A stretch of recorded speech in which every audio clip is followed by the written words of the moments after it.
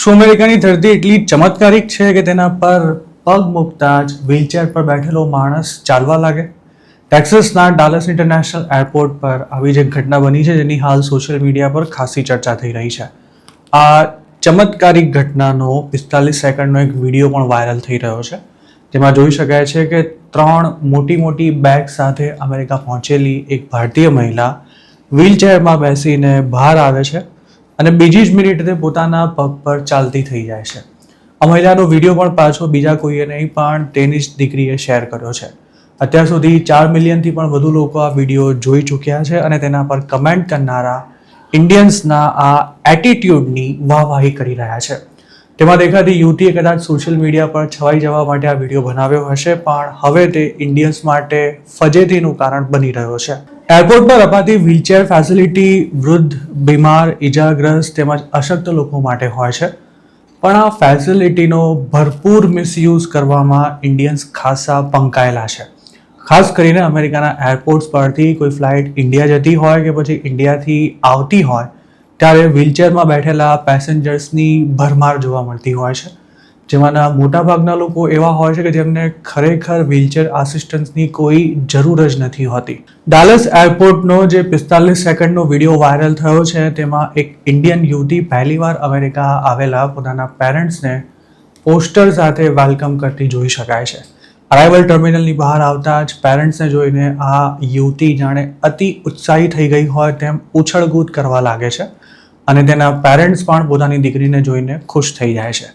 તેમની સાથે 2 અટેન્ડન્ટ્સ પણ આ વિડીયોમાં દેખાઈ રહી છે, જેમાં એક લગેજ ટ્રોલી લઈને આવે છે જ્યારે બીજી વ્હીલચેર ઓપરેટ કરી રહી છે.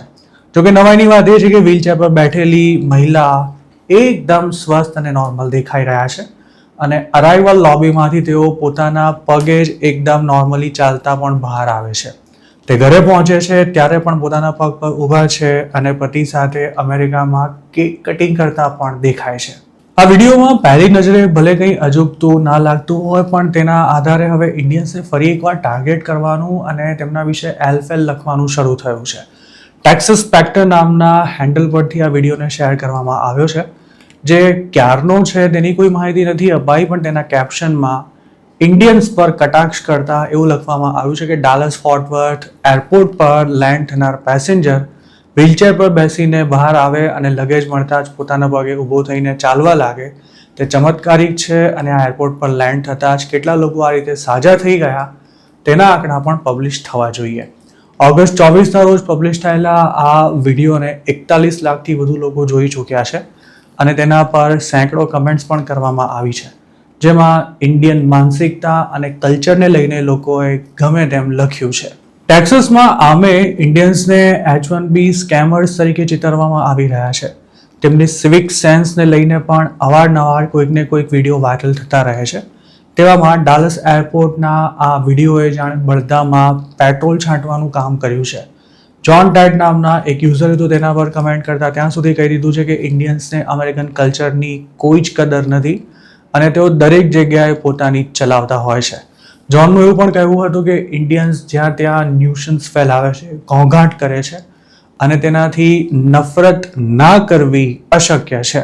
જોકે કૈલાશ દેવલ નામના એક યુઝરે આ બાબતની બીજી બાજુ પર પણ વિચાર કરવાની ટકોર કરતા એવી કમેન્ટ કરી હતી કે ઘણીવાર પેરેન્ટ્સ એરપોર્ટ પર હેવી લગેજ સાથે લાંબા ડિસ્ટન્સ સુધી ચાલી નથી શકતા, તેમજ લેંગ્વેજ ઇસ્યુ હોવાને કારણે તેઓ અનકમ્ફર્ટેબલ રહેતા હોય છે. જોકે વિડીયો શેર કરનારે તેનો જવાબ આપતા એવું જણાવ્યું હતું કે જો ખરેખર આવું હોય તો તેમણે વગર કારણે અમેરિકા આવવાની તસ્દી જ ના લેવી જોઈએ. ગેપેટો નામના એક હેન્ડલ પરથી આ વિડીયો પર એવી કમેન્ટ કરાઈ છે કે ડાલસ એરપોર્ટની હવામાં જ એવો જાદુ છે કે અહીંયા આવતા ઇન્ડિયન્સ ચાલતા થઈ જાય છે. અને એક યુઝરે તેના પર ઇન્ડિયન્સનો ઉલ્લેખ કર્યા વિના જ એવું લખ્યું હતું કે વ્હીલચેર સર્વિસ જ બંધ કરી દેવી જોઈએ કે પછી આવા લોકોને તેનો ઉપયોગ કરતા અટકાવવા જોઈએ.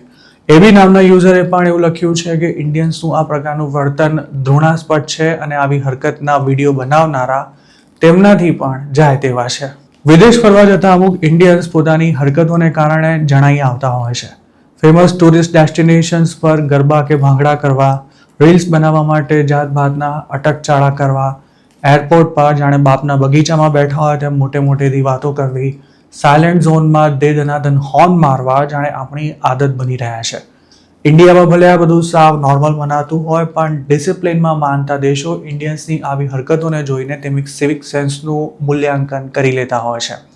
આ મામલે આપનું શું માનવું છે તેમને કમેન્ટમાં ચોક્કસ જણાવજો.